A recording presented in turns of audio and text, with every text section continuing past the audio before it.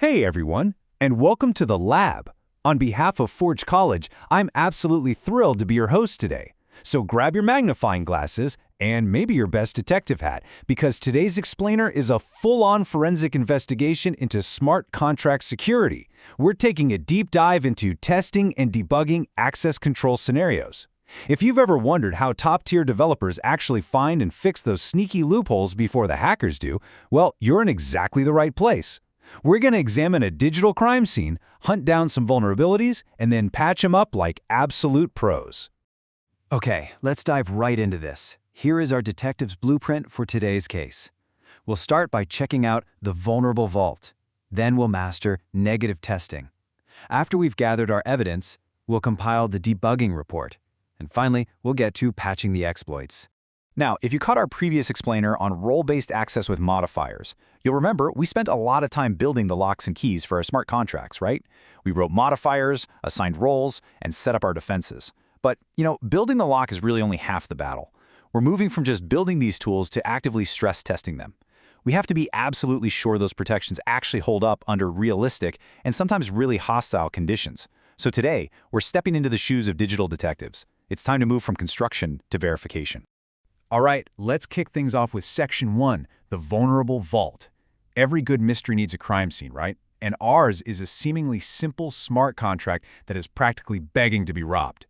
For our hands-on setup, imagine we've spun up a small, local Hardhat repository, and sitting right inside that repo is a file named contracts/vulnerablevault.sol. This is it. This is our crime scene. It's just a basic vault contract where users can deposit and withdraw funds, but it contains two very intentional, very dangerous flaws. This is exactly where the bad guys are going to try to break in. Let me play the role of the lead security engineer here, briefing you, my star junior detective, on the main suspects. We are hunting two specific vulnerabilities today.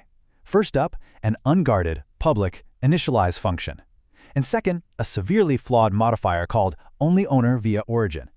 Now, on the surface, these might look like standard, everyday code snippets, but trust me, to a trained eye, these are giant, flashing neon signs welcoming attackers right in the front door. Which brings us to Section 2, negative testing. Now, usually, developers just want their tests to pass, right? We all want those beautiful green check marks. But in security, well, we want something a little different. We actually want to see things fail. A negative test is exactly what it sounds like. We're asserting that forbidden callers get aggressively rejected. We aren't testing if the owner can withdraw funds. We're testing to make absolutely sure the attacker cannot. This is how we set traps for burglars. We have to know that our access boundaries hold up under real adversarial pressure, not just when everyone's playing nice. Okay, let's look at our first failing test case. This is flaw 1, the reinitialization attack. So in our vulnerable vault, that initialize function is public, and here's the kicker. It doesn't actually check if it's already been called. So what happens?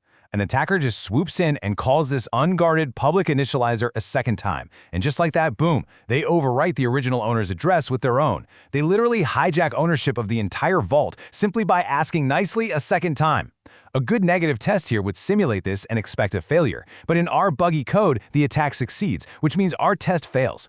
And that perfectly illustrates our second major flaw, which honestly just comes down to a misunderstanding of two crucial Solidity variables, tx.origin and msg.sender.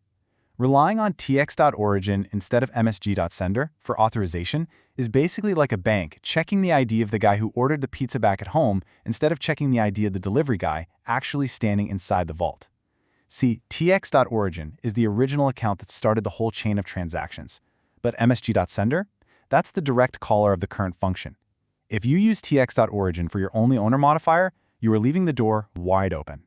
Let me explain exactly how that tx.origin flaw gets exploited in our second test case. An attacker deploys a malicious smart contract. Then they trick the vault's true owner into interacting with it. Maybe it's a fake NFT mint or a bogus airdrop. When the owner clicks confirm, the attacker's contract instantly turns around and calls emergency withdraw on our vulnerable vault. Because the vault only checks tx.origin, it sees the transaction originally started with the real owner. It completely ignores the fact that the direct caller, the msg.sender, is actually the malicious attacker contract. The modifier gets bypassed entirely, and the funds are completely drained. Wild, right? So what do we do about it? That leads us to Section 3, the debugging report. Now, what's really interesting about this phase is how we transition from just finding the problem to properly documenting it as evidence.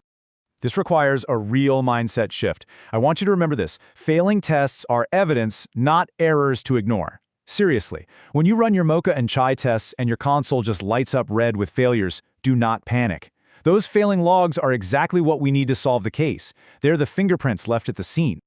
We take that evidence and organize it into a case file, typically a markdown file called something like debug_report.md.